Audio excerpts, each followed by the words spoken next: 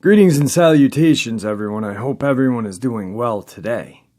Today I have a very exciting and terrifying interview with a SRA agent out of Virginia. A lot of you may know him from the comment section as Opie. He is here today to share his 2 encounters. Before we get into those encounters, a couple links. As you know, I rely on my Patreon, my PayPal, and my merch to help this channel to continue to grow and go. All of those links are in the description below. I also have a second channel for creepypasta, fanfiction, and scary voice acting. Stories that, well, they really don't fit on this channel. Now, if that's anything that you're into, follow that link and give those stories a listen. You may just like what you hear. Now I've taken enough of your time. Let's get on with today's upload. Shall we? Also, due to the way we had to record today's upload, I do suggest listening through headphones. The volume on Opie's end is a little low. Great interview, though. So, all right, everybody. Tonight I have a friend of the channel. A lot of you guys know him in the comment section. He is a SAR personnel, which is search and rescue. He lives out in Virginia, and his name is Opie. Opie, how are you? I'm doing great, Jeff. How are you doing today? I'm doing good. I'm doing really good. Pretty much, you know how the floor plan is. So as of right now, I'm going to give you the floor plan, and if I have any questions, I will interrupt you and ask you. Excellent. All right, so let's get on with you've had 2 encounters. Let's get to your first encounter, the one that changed everything for you. Oh, yeah, most definitely. Well, believe it or not, everybody's heard the story, and it all leads up to your most common mistake for a smoker. I was actually driving to the store. Mostly, I did snuff, but, I just having a cigarette at the time until I got to the store. I was nicking out, so, I'm getting out across the bridge, and I got to flip the cigarette out, and, it just decides to fly back in. We've all had that accident before, and I'm thinking it's probably under me. I could smell it burning, so I'm sitting up, kind of across to the steering wheel, and I get up to a airport we have. It's about a mile down the road. I pull in there, I get out, and it's about around 8:30. It's already pitch black dark, and there's no lots around that area. Usually there's a little bit of lot, but everything's pitch black at this point. But I got to get out, and I'm trying to find a cigarette, and I can already hear a coyote up near the runway, and they're always hollering. There's always coyote out about that time of night, and I'm sitting there digging and looking, and I hear movement, and behind the bushes, like it sounds like it's running, and you can hear it. You can just hear its weight. Like it's big, but you don't really think that you're going to see what you're about to see. It actually sounded like a cow, a bull running, but I figured it's best to get back in the car because I kind of was about to get ambushed by a coyote. Well, I get in the car, and I'm getting ready to back up, but the car is sideways, facing the fence. I'm probably about 30 yards away from it, and give you an idea, the fence itself, it's a little over, probably about 8 feet, just enough so nobody can get over it. It's got barbed wire lined along top of it. Well, I look over, and all I can see is, it just a predator's eyes, but there's something different about them other than the fact that they look just massive. And it reminded me the glow was like the embers of a fire you would actually see, like when a fire is about to go out, but you could still see the embers glowing. And that's what it put me in mind of. And at this time, everything's going through your mind, but reality, it's like, I have no idea maybe it's a coyote. And then that growl is that one growl that separates everything you've ever dealt with in the woods. I used to hunt a lot. And just after a while, I got to the point where I got more, I guess you could say, in tune with nature. I started caring more I took life more seriously.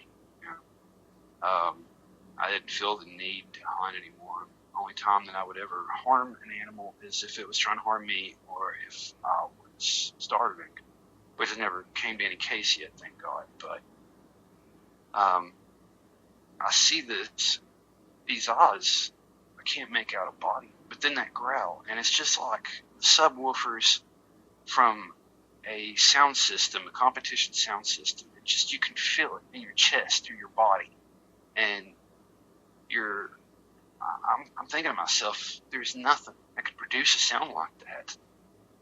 And it's like the growl itself, it came off to me as like, look, man, you stay on your end, I'll stay on my end, and nothing will go down. But he just kind of stood up, and that's when it hit me. I was like, okay, this ain't no damn coyote. This is damn. It was well over 7.5 feet. I went back and measured the fence itself, and I kind of got an idea as to where the eyes were, and if it really wanted to clear that fence to get over it, to get to me, it could have done it easily. And I'm sure it would have had no problem dragging me out of that car and doing whatever it wanted. But it didn't. As soon as I was getting ready to turn around and put headlights on it, it was gone. I mean, just like that. This happened, I want to say it was actually right at about, I think it might have been February. It's somewhere in that area. It was still winter. Well, a few months play on, and I'm getting a lot of my equipment together. It's about 4 a.m. And I hear my dog making, it was excited. Max, he's a big Labrador. He's mixed. He's Lab and Husky. He's a big dog, really big dog. He's white with one blue eye, and he's not scared of anything, but he's also not the sharpest tool in the shed, but God love him. And I start hearing him barking, and his buddy come to visit him, and I'm like, what is he going on about? And his lot, we have for him, his kennel, is right. You can look out the kitchen window in the backyard, and you can see it plain as day. I want to say maybe 50 or 60 yards from the house, and the street lot between the house and my neighbor's house, which is actually pretty close. The lot itself reaches out past his lot, so you can see whatever's going on. I look out the window, and all I could say, my mind was trying to comprehend what I was looking at, because it wasn't an animal and it wasn't human. It was literally, to me, I was the best to compare it to. It reminded me of the monster from Rampage, Ralph, which is exactly what I named it from here on out. Trust me, it was a male. I got a good look, and it was a dude. And him and Max were just like, how a dog gets down on the ground and playing with you, like if you move your hand or something, or another dog is kind of like they're playing freeze tag, get down and stop for a minute, kind of pat their paws and just move to the left and the right, and they were both doing that. Ralph, as I've called it, his size alone, he would move to the left and to the right, but he was so big, he just didn't have far to go. Max was running left and right. He looked like he was almost out of breath, but he was too excited to really give a crap about resting. And this Dogman, he is patting his paws, his hands on the ground, and moving left and right, and he was panting, and I could see teeth, and I've never seen anything like that on an animal. I mean, it could easily eviscerate anything it cut into. I mean, it's just like a mouthful of just razors. And, they did this for, this whole entire encounter probably lasted, it felt like an hour, but it couldn't have been any more than probably 1 or 2 minutes. And all of a sudden he stands up, and he's gray. Gray with a white patch, just one white patch of hair there on his chest. And it kind of looked like he had a little bit of white there around his ears. I really couldn't tell that off, And he sticks his nose up in the air, and there's an apple tree, small apple tree right next to Max's lot. And if this thing wanted to, he could just easily reach up and grab the top. And it would have been no problem for him. He wouldn't even have to stretch out. He could just reach up and grab it. Just long arms, like from the elbow to the hands, were just elongated. They remind me of a monkey or a chimp, actually. He had a tail, and he started sniffing. It looked just like a wolf. His head was like a wolf, snout and everything. Big pointy ears, cropped. And you could see the light reflected in his eyes. But he sticks his nose up in the air. You could see his 2 canines kind of coming down each side. They were so long, it just came out from over his lip. But he's sniffing the air, and he's kind of bobbing his head as he's sniffing.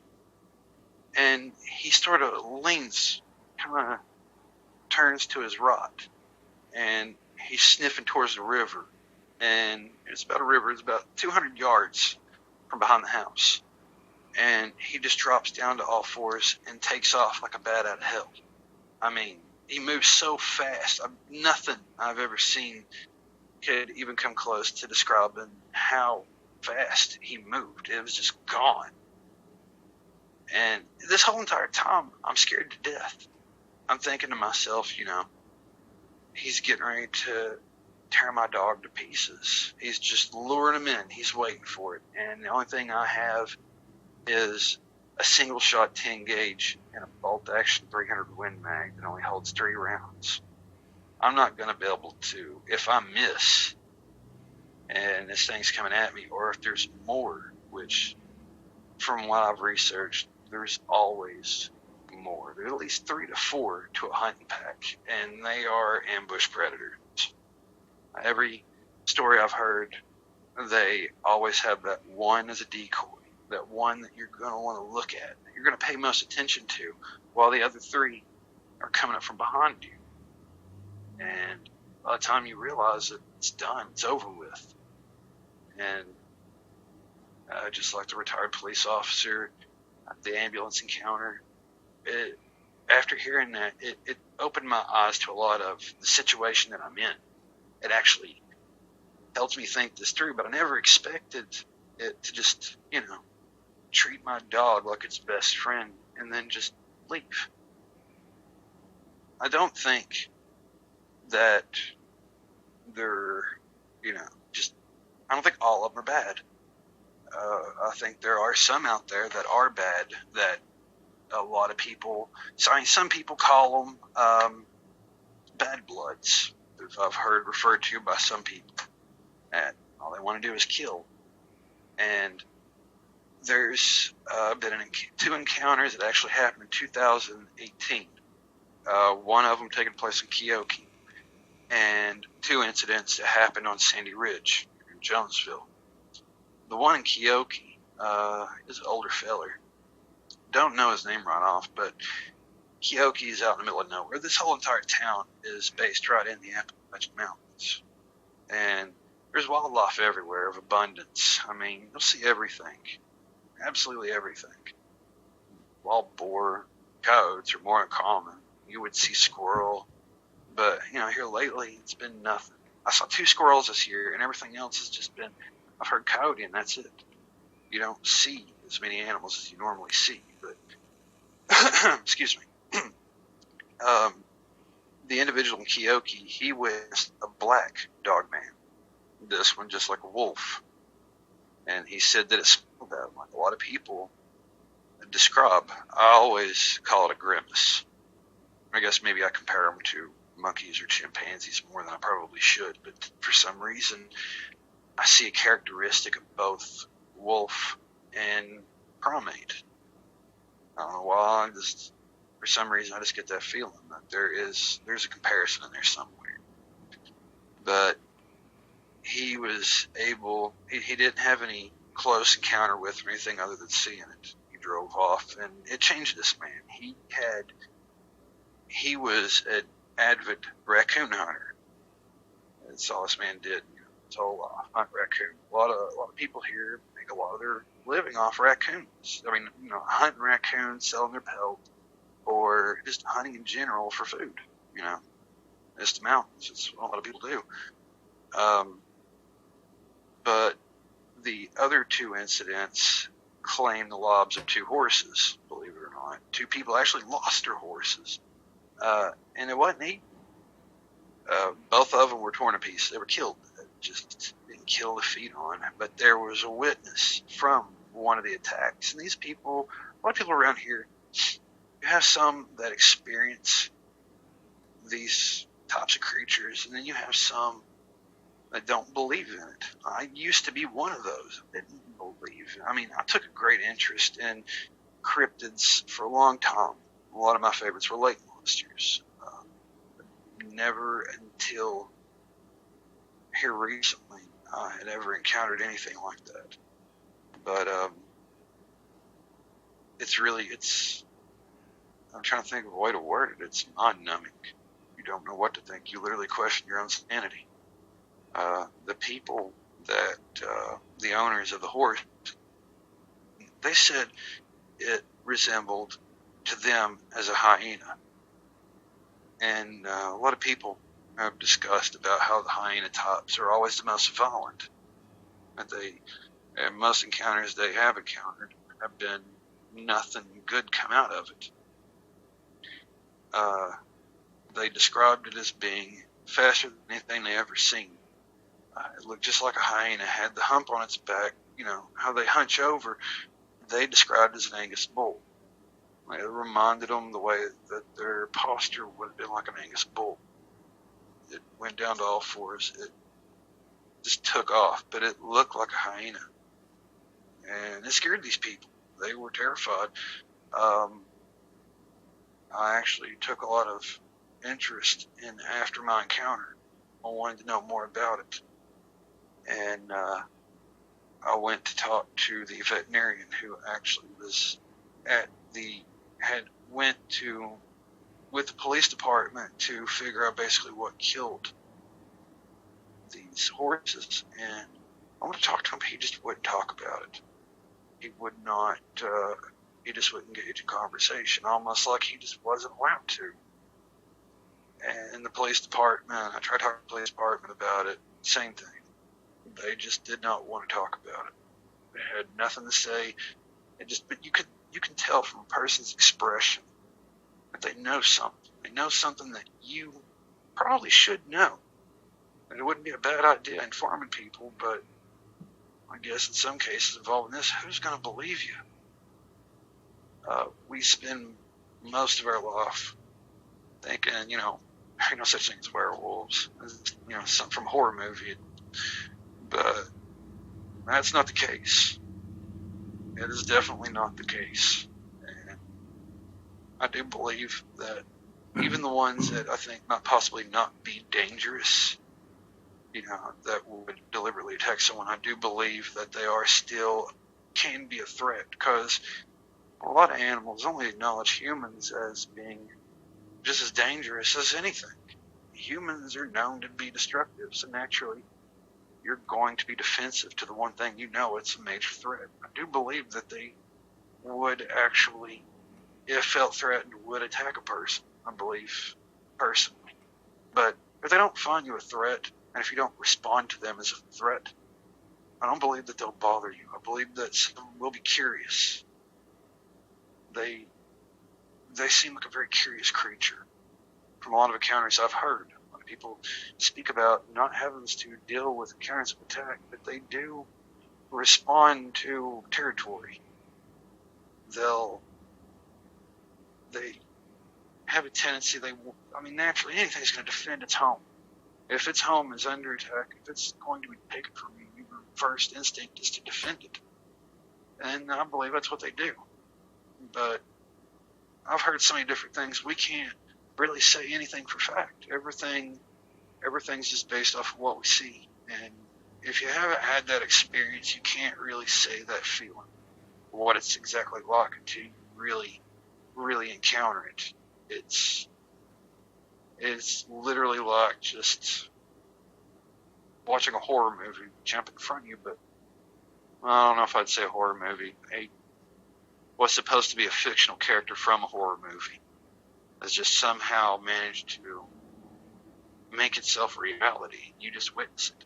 You don't know how to respond to it. You're in doubt. Everything is just questions after questions. I had so many questions after my experience. It drove me crazy. Yeah, I can definitely, like when you and I were talking earlier, there's that once you have had an encounter, there's just an obsession to know more about these creatures. And yes, very much. And I find your second encounter so interesting because, there you are terrified for your dog's safety, and your dog Max has not a care in the world, just playing along with this creature. And, like you said, it could have easily just swept it with one paw and grabbed it and, but it didn't. Yeah. It didn't. It was almost like it wanted a playmate for a second. Yeah, if he wanted to, I'm just going to go ahead and mention him by the name that I've given him, Ralph. If he really wanted to, he could have tore Max to pieces. There was nothing I could do, nothing Max could do, nothing in the world would have changed it. And what I could do was stand there and watch, and then eventually avenge his death, which could possibly lead to my death. I don't know how to take them. They're really, it's like you think you have them figured out, but you don't. It's like they always throw up some kind of surprise on you. Like at one point, I thought that they only migrated in this area around the summer, or usually around, within late spring. But I saw my first encounter was in the winter, and my aunt and my grandmother even had a brief encounter, which what I believe was the same one I saw. I don't think Ralph was the one at the airport. I think it was a different one, because my grandma and my aunt, they come by and visit every now and then. Right now she's dealing with health issues. She's strong. She's 80 years old. She's tough as nails. I call her the Iron Granny. But when she gets worked up, when she sees something that shocks her, she is just all about it. That's all she talks about. And it really shook them up, because they were just getting past that area. From the airport, it was probably,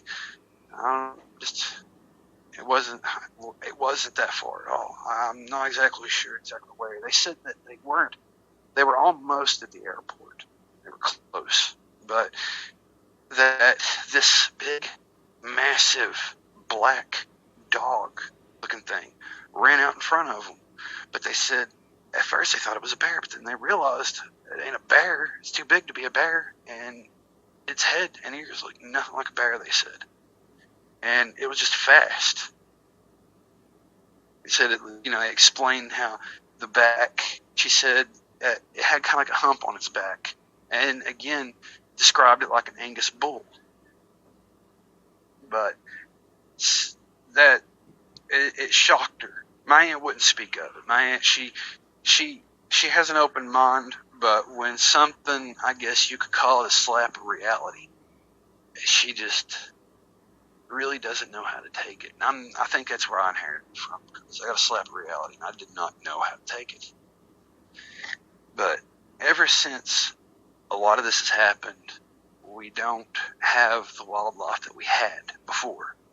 But we have bear in the area more now than ever, because, off and on, you'll see a black bear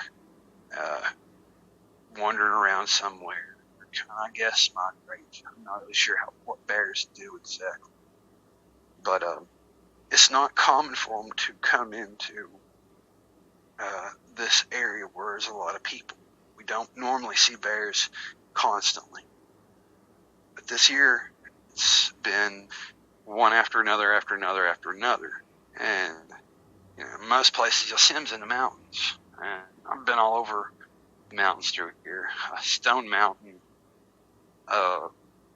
there's a lot of encounters that happen there. I live close to a mountain called Phoebe's Butt. That's a weird name, but it actually looks like a butt on the map. Part of the mountain does. But there's an area up there. It's actually an old story that took place years ago when my dad was young. And they called it, they called it the Beech Grove Monster, which is actually, this incident took place, it's 2 minutes from my house going towards the Tennessee state line. And it just sounds better to call it the Beast of Beech Grove, to me. But people, coon hunters, would go up in there and they'd take their dogs. And a lot of people's dogs would either come back torn to pieces or just didn't come back at all. Later found them either mauled, or half eaten. I couldn't explain it. Nobody could ever explain what it was. Some people assumed it was a bear that got a hold of it, or, mountain lion, cougar, or whatever. I honestly, God, don't know if there's cougars that come in this area, but I do know that we do have mountain lions. But nobody could figure out what it was.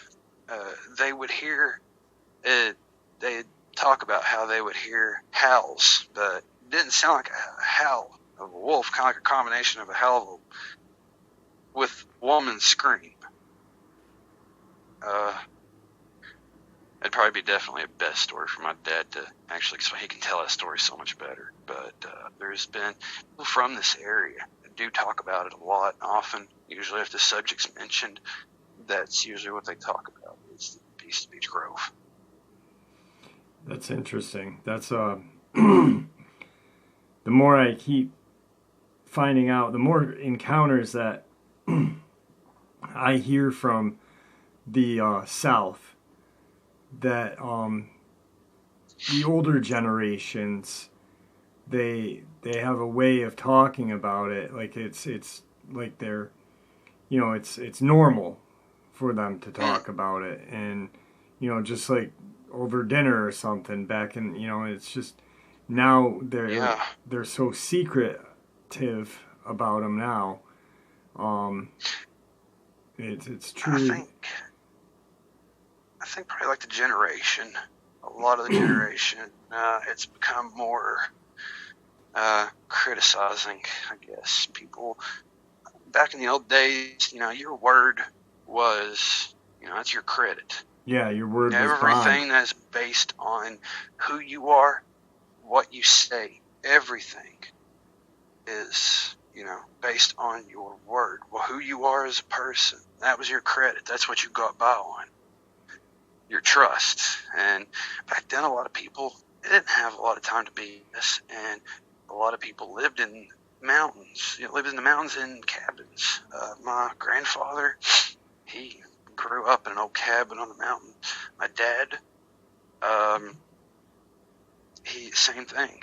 He grew up in the mountains a lot, and just a lot of the encounters that people have, I've noticed that it definitely came out of a lot of the areas that aren't near town, most town areas. It's always located in a deep area in the mountains. But things are changing, and I don't know what. I don't know if it's the corona situation. There's been more wild animals pushing into populated areas. Matter of fact, a few months ago, I actually had a timber wolf I was seen in Norton, just walking down the sidewalk like I own the place. That's not something that happens often. Norton, it's located in Wise County, Virginia. It's probably about, I want to say about 2 hours from here, give or take. But if you ever go there, it's not a place that you'll ever see a wolf, ever. Yeah, that's definitely, and I really find it, it's terrifying that the bear are coming off the mountain, that there's a bigger predator up there that is pushing the bear down, and I remember the day that you sent me the message, and I was like, that's crazy. That is just, for a bear to be afraid. Now, there's got to be more than just one or more than four for a lot of bear to come down. So they're migrating somewhere. They're migrating south, migrating, who knows? Maybe that call-in that was talked about a couple of months ago by William Victor is happening. I don't know. We really don't know what's going on. Sorry, I didn't mean to cut you off. No, I just find it fascinating that it is. That something it is very fascinating. Is capable of pushing bear off of their territory. It's fascinating and terrifying all at the same time. Very terrifying. Bear, they don't have many enemies. It's probably, especially in this area, he's the king of his jungle. Yeah. There's nothing, absolutely nothing out there that should push him away from his jungle, It's happening. And now it is just mind-blowing, You don't hear about stuff like this. I've never heard of anything like it. I used to hear stories. I don't know if there's any truth to it or not. This is just totally, to me, would be hearsay. I heard in places said they had found bear dug up, like I guess dug out of hibernation, wherever it is they're hibernating, and had been half eaten. Like I said, that could be hearsay. I'm not 100% on it, but I find it very interesting that something could do that. Yeah, if it was possible. Definitely. That's opportunistic apex predator right there. That is something that, and their tactics, everything I've read about, what I've studied, people I've interviewed, their tactics change up. And I understand a thing or two about tactics when it comes to, having a plan. These things always seem to have 4 or 5. Every time a description of one attacking a person's home, they always have backup. They never do anything alone. And if one plan does not work out, they change it up. They'll go to a completely different tactic. And in many ways, that's genius. What would you even think? You throw your enemy into confusion, or your prey. And, the one way to something like that, there's only so many creatures out there that are other than human that are capable of that. And mostly it's primate. A lot of predators do it, but in the manner that these things do it, it is an obvious form of intelligence. And the one thing is not as much as terrifying as teeth and claws, is the capability of how it uses its brain. That is the most terrifying thought of all, is how well it can think. Yeah, it's, they, like you said, they change it up. They're always it seems like they're always a couple of steps ahead, and it's like almost military tactics. You know, they've been doing this for so long that they've mastered the art of being that apex predator, being the attacker. You know, it's certainly, it never ceases to amaze me or fascinate me, but it's still chilling to know how intelligent these things are. Because you don't think they'd be intelligent. You think, oh, it's some 8-foot walking dog. It's probably dumber than a box of rocks. You know, it's just going to chase you through the woods. Well, yeah, it's going to chase you through the woods, but it's going to be very tactical about it. That's exactly what's terrifying about them is, you know, anything can chase you. Anything can outrun you. But is it going to have a plan between the time that it's after you and the time that it catches you? Is thinking, you know, he had, and not just that, but working together. I mean, wolves and primates are very keen and known for teamwork. But when you got something that knows how to create a diversionary tactic and use one of them to draw the attention of their prey while the others are creating a U-shaped ambush, I mean, that's unbelievable. Yeah, without a doubt. And you think it's only something with the power of, you know, thinking, being quick on its toes, of using its brain to do something like that. What else can it do? Open doors, look through windows, identify a gun or a weapon? I mean, and a lot of it does make you think the government part in it, that how they can associate with something like that. You know, did they learn it from that? Like what Victor says, they trained them, and now they're all calling them in, and it feels exactly like there is human interference in with this. Yeah. And they've been taught a lot. But the part that blew my mind is just how Ralph adapted to Max. How they had a relationship just off the bat. I mean, I expected to see evisceration. I expected bad right off the bat.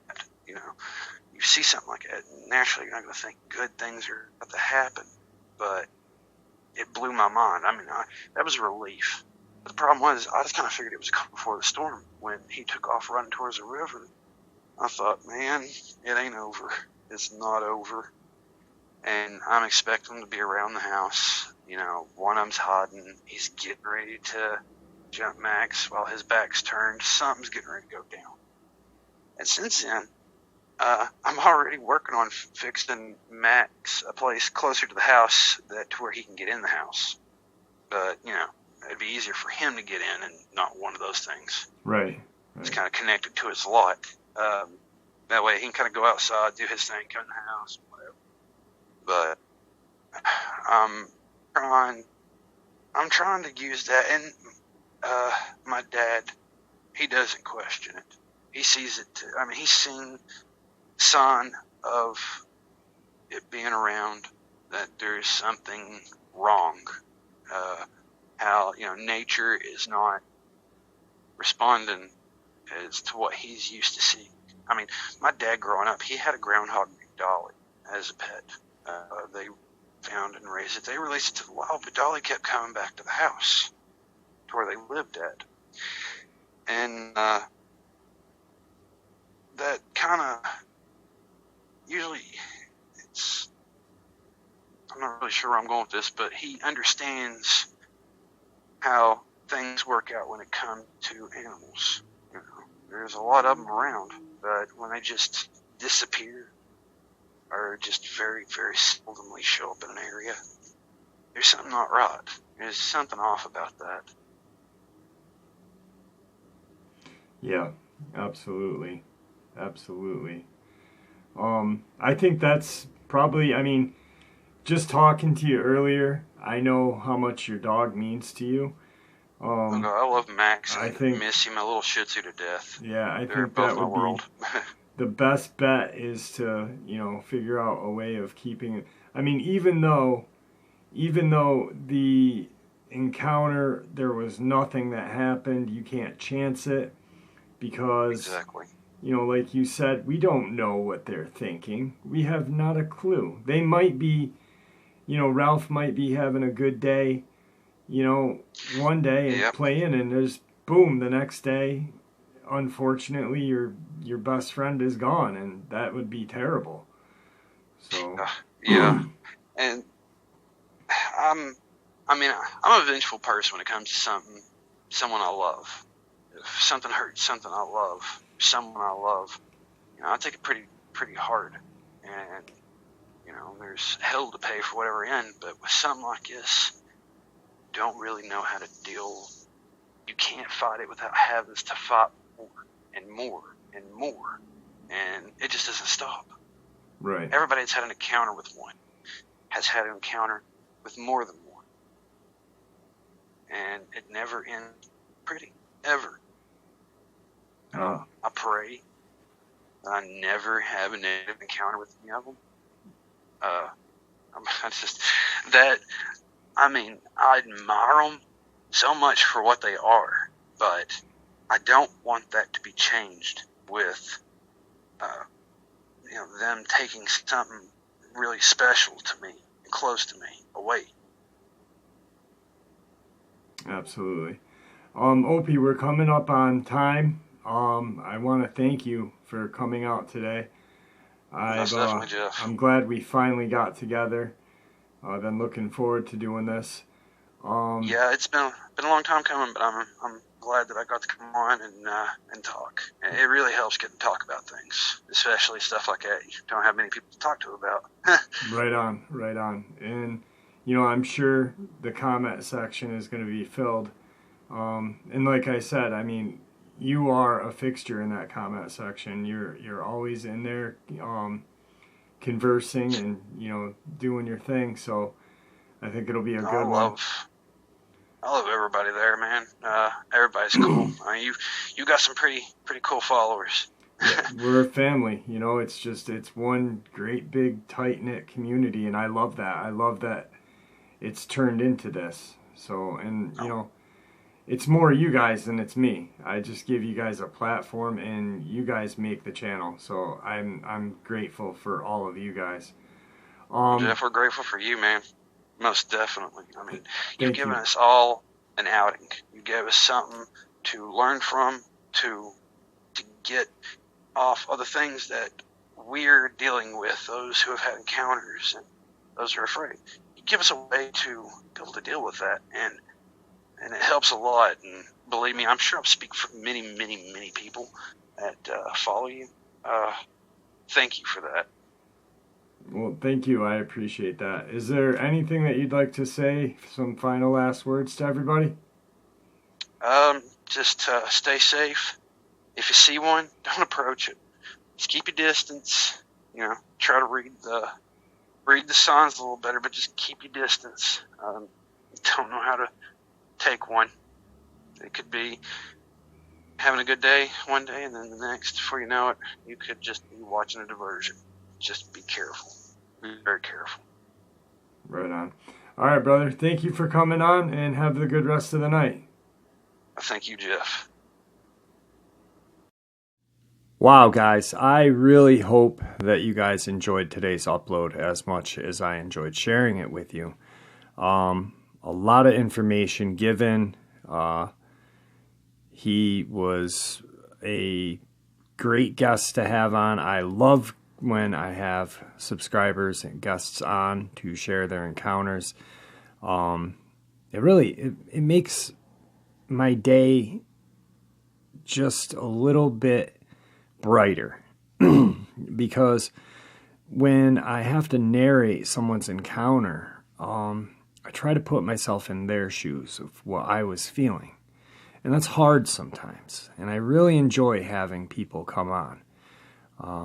So I really hope that you guys enjoyed today's upload. And if there is any volume issues, I apologize. We had to record it just a different way. So if you listen to it without headphones, try it with headphones or just crank the volume. Anyway, thanks guys, and have a good night and farewell.